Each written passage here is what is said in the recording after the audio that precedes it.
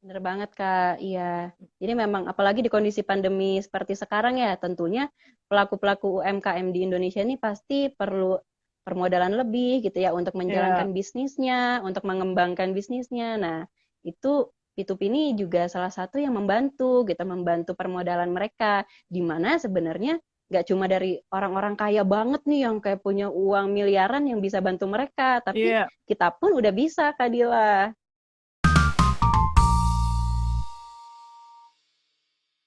Menurut kakak, investasi di platform P2P itu gimana kak?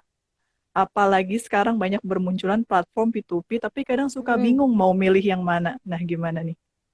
Oke, jadi ini terkait P2P ya gitu. Tadi kayaknya belum sempat kebahas juga ya. Jadi sekarang Ah ya, investasi ini nggak cuma terkait apa tadi tuh deposito, reksadana atau saham. Seiring berjalannya waktu, teknologi juga makin berkembang. Ada nih teman-teman namanya P2P gitu ya, atau peer-to-peer lending. Nah, bedanya apa nih gitu ya P2P dengan investasi lain. Kalau P2P ini teman-teman, jadi kita memang bisa menyasar orang-orang yang kita biayai secara langsung gitu ya. Coba nanti teman-teman cek gitu, misalkan di Google, klik ketik P2P lending gitu ya Indonesia. Nanti biasanya mereka memunculkan campaign-campaign yang bisa kita biayai gitu. Misalkan nih ada petambak ikan di suatu kabupaten gitu ya. Nah, di situ nanti dijelaskan tuh, misalkan dia punya kolamnya berapa gitu, atau ikannya hmm, apa gitu, kayak gitu dijelasin. Nah, nanti kita tinggal pilih tuh, kita mau pilih yang mana. Kita mau membiayai kolamnya bapak ini kah, atau membiayai warungnya ibu ini gitu ya. hmm, Atau misalkan ada perusahaan-perusahaan minyak yang ini gitu, kita tuh bisa langsung pilih dan itu memang udah tersedia secara online gitu teman-teman. Nah, itu oke. juga bisa jadi salah satu pertimbangan dan yang penting juga sebenarnya dicek adalah tadi ya pertama legalnya itu legal logis ini tetap ada di sini sih gitu. Kita harus tetap memperhatikan hal itu legal dan logis dan tentunya kalau di P2P ini ada yang khas nih Kak Dila, ada yang Apa tuh namanya yang khas? eh sorry bentar. Iya, jadi TKB 90 ya. Jadi kalau TKB 90 ini itu memperlihatkan performancenya si P2P ini P2P sendiri gitu tersebut. ya. Gitu. Mungkin ada yang 100%, ada yang 90 sekian persen gitu. Semakin tinggi TKB-nya, ini berarti P2P ini bisa dibilang performance-nya semakin baik gitu karena dia bisa apa ya orang-orang yang menjadi penerima pembiayaan atau penerima pinjaman di sana lebih baik gitu dalam repayment-nya dalam Pengembaliannya. mengembalikan pengembaliannya. Oke, Betul. mungkin mungkin yang buat yang belum tahu ya, apa namanya, TKB 90 itu adalah tingkat gagal bayar atau berhasil bayarnya ya Kak Zara ya. Jadi kalau misalnya udah Hmm. misalnya dia terhitung jatuh tempo, akan diberi waktu 90 hari untuk melunasi pembayaran tersebut, dan kalau misalnya Betul. lewat 90 hari nggak terbayar, baru termasuk hitungannya gagal bayar ya. Betul seperti itu ya Kak Zara. Ya, nah ini Nah, juga kalau misalnya diperhatikan. P2P-nya gagal bayar gimana nih Kak? Oke, Uang kita iya. hilang. Jadi, oke. Nah, ini sih teman-teman gitu. Ini juga yang perlu diperhatikan gitu ya. Yang namanya P2P ini juga pasti dia juga udah punya apa ya? Udah punya cara masing-masing gitu untuk mengatasinya. Ada yang memang dari si peminjam ini kayak dimintakan apa ya? Ada jaminan gitu atau ada yang diasuransikan seperti itu atau mungkin dari P2P-nya sendiri akan mengcover itu gitu kan kita macam-macam gitu ya. Sedangkan ada juga nih Hmm, mungkin P2P yang ternyata TKB-nya bagus gitu ya, TKB-nya ini persentasenya juga baik, itu ternyata dia lebih ke preventifnya gitu sih Kadila. Jadi dari hmm, awal dia nggak secara udahlah yang penting gue kasih pinjaman sana sini gitu, pokoknya yang banyak aja sembarangan. gitu, tapi nggak diperhitungkan, nggak dianalisis risikonya, misalkan kurang apa ya, kurang baik lah bisa dibilang gitu. Jadi sebenarnya P2P ada macam-macam dan bisa saya sarankan sebenarnya itu juga yang harus teman-teman cari tahu dulu nih gitu di Hmm, P2P gitu kan ada nih kadang-kadang ya di bawah terkait yang misalkan FAQ-nya atau hmm. misalkan syarat dan ketentuannya gitu. Apakah Belum kita lagi nanti nih Kak Zara, sebagai mungkin mungkin Mm-mm, biasanya masih ada yang nganggep nih Kak Zara, kalau P2P itu identik dengan pinjol, dan kalau identik dengan pinjol berarti identik mhm, dengan wah ini kayaknya investasinya serem nih, eh, betul betul. nagih-nagih utang orang segala macam. Nah, Tapi sebenarnya P2P itu sistem yang seperti apa sih? Apakah seserem image pinjol yang ada di benak orang-orang apa gimana? Yang Ya, debt jadi collector sebenarnya nagih-nagih gitu. betul, betul. Nah, P2P ini juga teman-teman nanti harus cek juga gitu ya. P2P ada macam-macam teman-teman. Ada yang memang ngasih pinjamannya lebih yang konsumtif gitu ya. Mungkin teman-teman sering nih kalau lihat gitu ya, ada Kredit, iklan-iklannya, kayak gitu. Tapi ada juga yang memang khusus untuk misalkan perusahaan-perusahaan atau UMKM. usaha-usaha mikro, UMKM, kayak gitu. Nah, itu juga harus diperhatikan sama kita.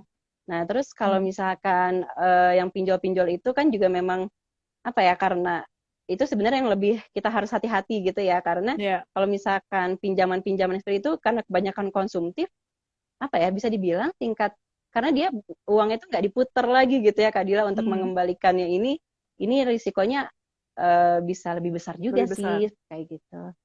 Jadi emang Hmm. teman-teman harus perhatikan kira-kira campaign-nya ini di mana gitu. Dia pinjol ini tuh dia membiayai apa aja. Terus dia Hmm.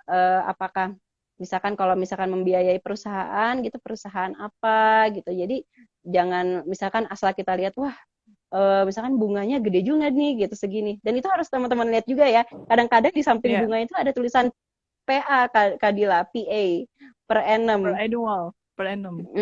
Per annum. Jadi itu teman-teman artinya nggak semata-mata misalkan kita lihat misalkan berapa ya 20% gitu. 20% ini buat nanti kalau uang teman-teman balik akan dapat 20%-nya gitu. Tapi itu dalam setahun teman-teman. Jadi nanti harus hitung-hitung lagi Hitungnya nih. setahun.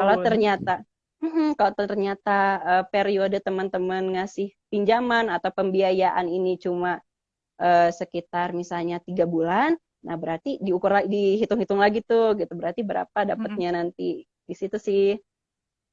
Iya, dan sebenarnya yang menarik dari P2P ini juga sebenarnya kan ibaratnya kita tuh investasi ya di bisnis orang lain. Mm-mm. Dibandingkan kalau Mm-mm. kita bikin bisnis sendiri, mulai dari awal, Betul, eh, resikonya gede, mungkin harus trial error, segala macem. Nah, kita di P2P ini tuh seperti kita invest aja deh di bisnis yang emang udah jalan.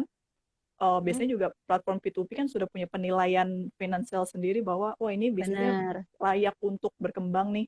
Makanya yuk kita invest benar ke Kak. bisnis ini biar apa namanya biar makin berkembang. Dan sebenarnya ini membantu UMKM juga ya Kak Zara ya. Bisnis P2P Iya, ini betul, ketika betul.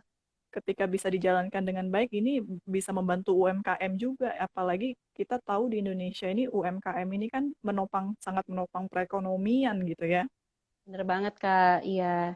Jadi memang apalagi di kondisi pandemi seperti sekarang ya, tentunya pelaku-pelaku UMKM di Indonesia ini pasti perlu permodalan lebih gitu ya untuk Ya, menjalankan bisnisnya, untuk mengembangkan bisnisnya. Nah, itu P2P ini juga salah satu yang membantu gitu, membantu permodalan mereka. Di mana sebenarnya nggak cuma dari orang-orang kaya banget nih yang kayak punya uang miliaran yang bisa bantu mereka, tapi iya. kita pun udah bisa Kak Dila.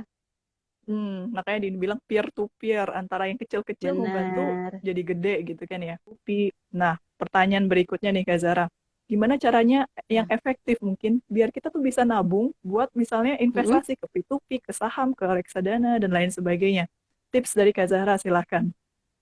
Oke, ini sebenarnya aku juga masih belajar nih ya, Kadila tentunya gitu. Kalau misalkan yang terkait kayak gini sih, menurutku, kalau untuk investasi terutama ya, kita jadi jangan sampai pakai uang yang memang sebenarnya tuh akan kita pakai gitu, Kadila. Misalkan nih, uang buat Gimana tuh? bayar kosan gitu, uang sebenarnya Hmm, bayar kosan nih gitu, tapi kita nganggapnya udahlah diinvestasiin dulu gitu atau apa. Nah itu kan sebenarnya bahaya gitu ya.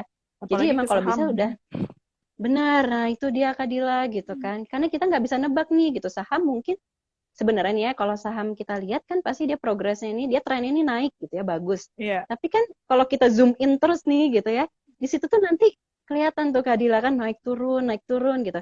Coba kalau kita lagi apes ngambil, kita harus banget narik narik saham kita itu, jual saham kita tuh pas lagi di turun gitu kan, berarti kan hmm, kita kemungkinan nilainya turun ya kayak, dan itu agak riskan sih sebenarnya. Jadi memang untuk mengatasinya teman-teman mungkin kalau untuk awal pengelolaan keuangan nggak langsung investasi pun menurutku nggak apa-apa gitu, karena yang penting kita coba prepare dulu nih gitu, apa aja sih ya. hal-hal yang primer yang harus kita penuhi gitu ya.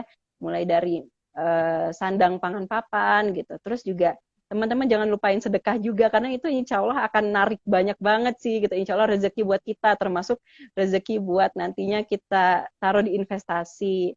Nah setelah itu kita bisa nih gitu tadi misalkan udah sedikit-sedikit kita juga penuhi dana darurat kita.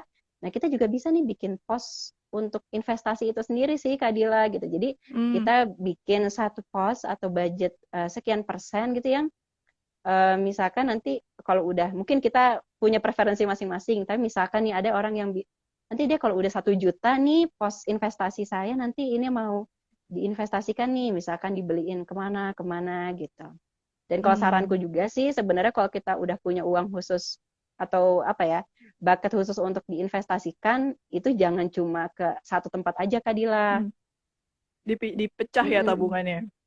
Betul, karena kan kita nggak pernah tahu ya kondisi tempat kita invest ini seperti apa gitu. Jadi Iya. usahakan teman-teman disebar gitu. Misalkan ada yang ditaruh misalkan di P2P gitu, atau teman-teman juga berminat dengan reksadana gitu, atau misalnya nih ada sukuk gitu ya, segala macam. Nah Hmm. itu boleh banget tuh teman-teman gitu. Coba, tapi tentunya sambil dipelajari dulu ya Kak Dila. Jadi sebelum Hmm. kita masukin uang investasi kita itu, kita tetap harus pelajari nih kira-kira apa produk investasi yang mau kita masukkan ini seperti apa gitu performance-nya dulu gitu terus dia bisnisnya misalkan di bidang apa dan juga gimana rasio misalkan kalau di saham gitu ya ada yang namanya analisis teknikal fundamental itu juga kita pelan-pelan boleh Dipelajari. banget kok teman-teman belajar walaupun mungkin aduh pusing sih kayaknya ya belajar saham gitu atau apalah gitu nah tapi sedikit demi sedikit nggak apa-apa nih teman-teman gitu ya buat nambah pengetahuan kita. Jadi once kita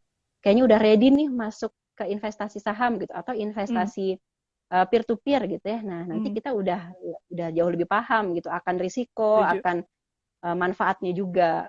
Jadi once ketika memang si tempat kita investasi ini misalkan dia melakukan kesalahan gitu ya ataupun dia melanggar ada aturan-aturan tertentu itu bisa ada ininya gitu apa ya ada hukum yang berlaku buat si Hmm. perusahaan ini. Ya, makanya itu teman-teman kita perlu selalu update nih tentang tentang Mm-mm, finance, tentang regulasi. Karena bisa jadi beda-beda nih teman-teman tentang pajak. betul. Sebenarnya kompleks Iya, sekali ya Kak Zara tentang keuangan tuh ilmu yang kompleks banyak dan sih ya ilmu yang Kak. Iya. harus harus kita apa namanya upgrade terus ya terkait finance, terkait keuangan gitu. Betul betul. Oke deh. Kalau gitu terima kasih banyak sekali Kak Zara untuk sharing sessionnya pada sore hari ini. Udah sore juga, udah jam maghrib. Buat teman-teman yang sudah join juga terima kasih sudah join di live IG pada sore hari ini. Dan mungkin sampai jumpa lagi teman-teman. Sampai jumpa lagi Kak Zara di lain Iya, waktu. Kak Dilan, makasih Assalamualaikum. banyak. Waalaikumsalam. Terima kasih teman-teman semua. Bye-bye.